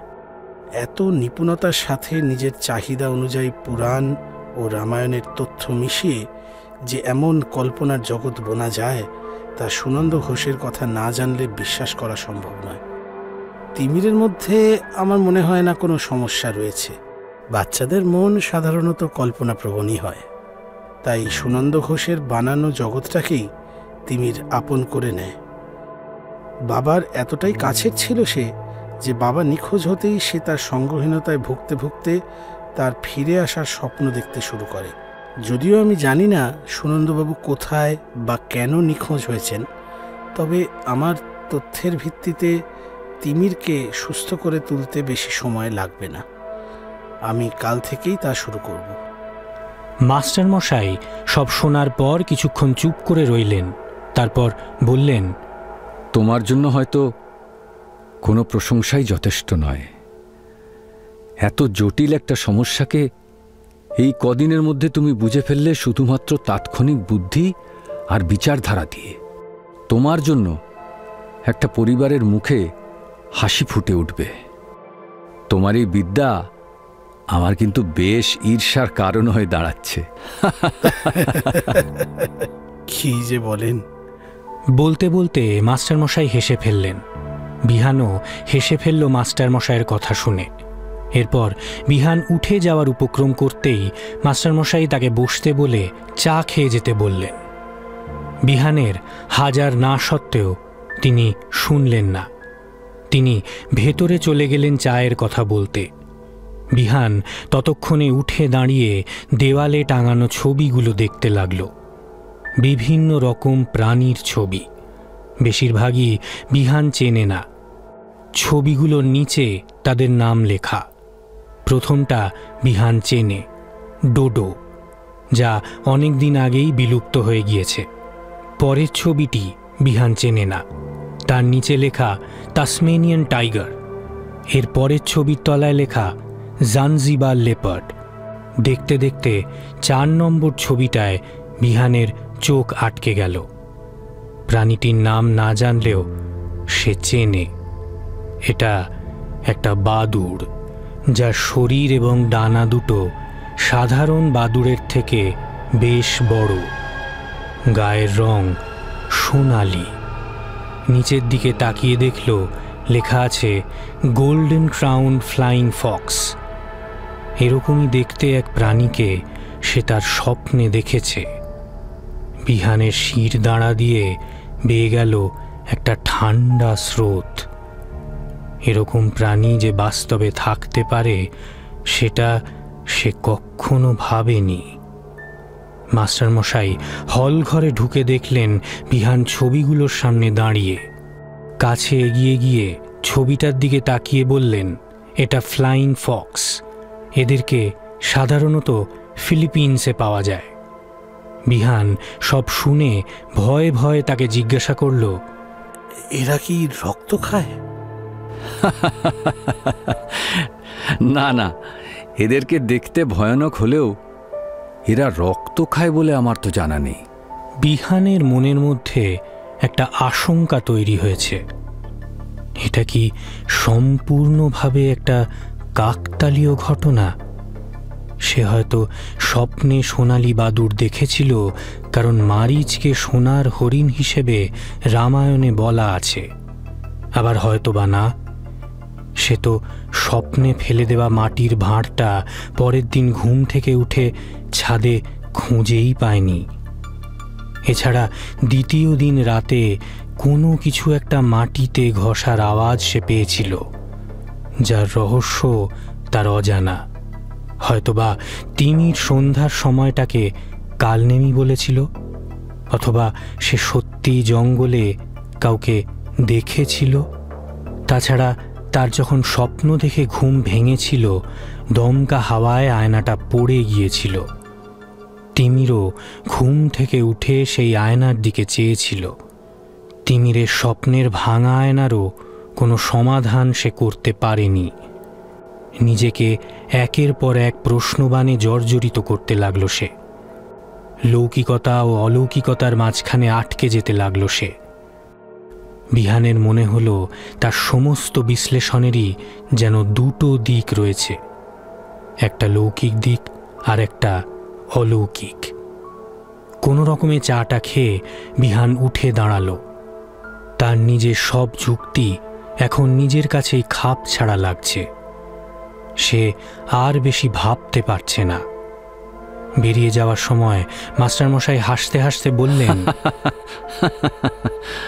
তাহলে আরেকবার আলোর কাছে অন্ধকার হেরে গেল, কি বলো বিহান?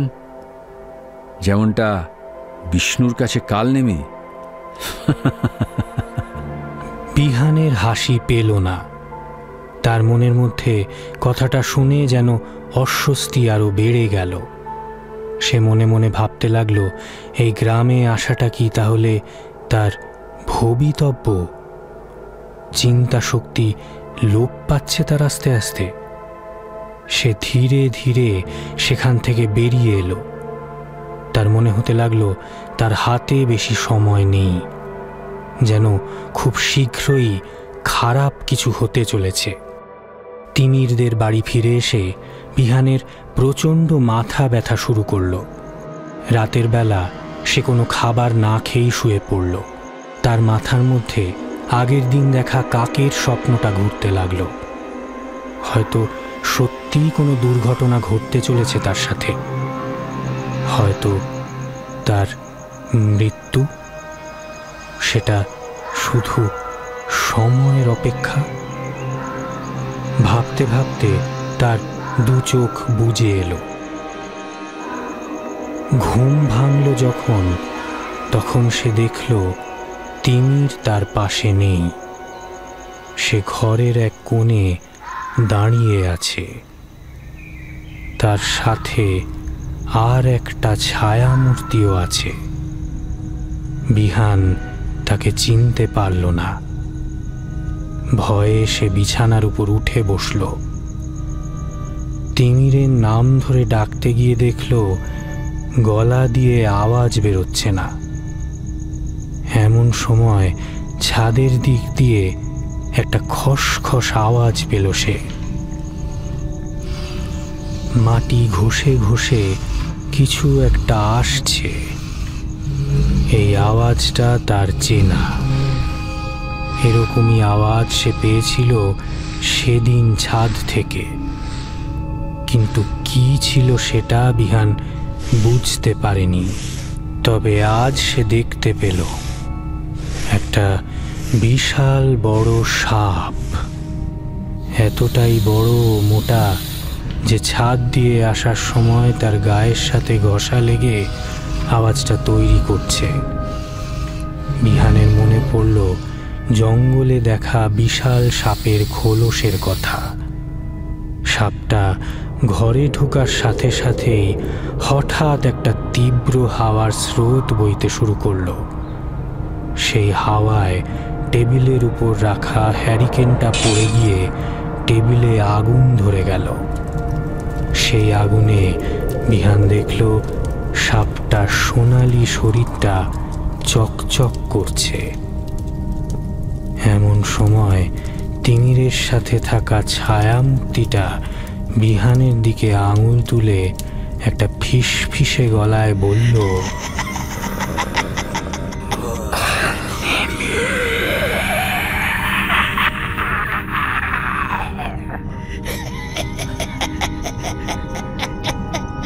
বিহান কথাটা শুনে ভয়ে বিছানা থেকে পিছনের দিকে সরে যেতেই হাতে পিচ্ছিল শীতল একটা কিছুর স্পর্শ পেল। তাকিয়ে দেখল বিছানার উপর আর একটা সাপ। এতক্ষণ সে খেয়ালই করেনি সাপটা কুচকুচে কালো, যেন সমস্ত অন্ধকারকে কেউ তার গায়ে ঢেলে দিয়েছে। তার বিষ দাঁত দুটো মুখ থেকে বাইরের দিকে বেরিয়ে। সাপটা ধীরে ধীরে বিহানের দিকে এগিয়ে এসে তার হাত বেয়ে উপরের দিকে উঠতে লাগলো।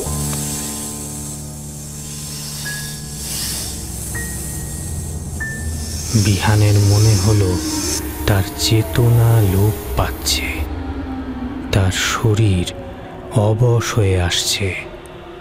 প্রতিরোধ গড়ে তোলার মতো ক্ষমতাও সে হারিয়ে ফেলছে।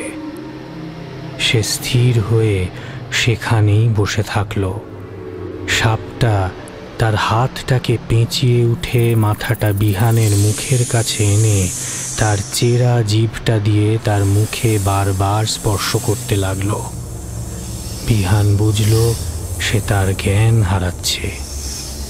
বিছানায় ঢলে পড়তে লাগলো সে। সে বুঝল তার মৃত্যু অনিবার্য। শুধু জ্ঞান হারানোর আগে সে দেখল দেওয়ালে ঝোলানো আয়নাটা মাটিতে পড়ে চুরমার হয়ে গেল।